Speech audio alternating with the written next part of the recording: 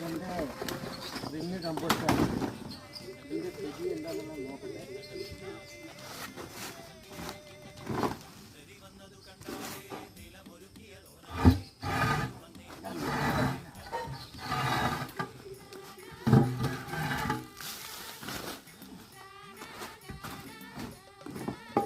എന്തായാലും നോക്കട്ടെ.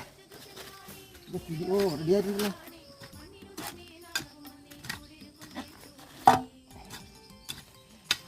ഇത് സുമാർ ഒരു 5-8 മാസമായി. ഇതിൽ കരിയില, ചാണകം, അതുപോലെ തന്നെ എല്ലാ വേസ്റ്റും, പച്ചക്കറി വേസ്റ്റ്.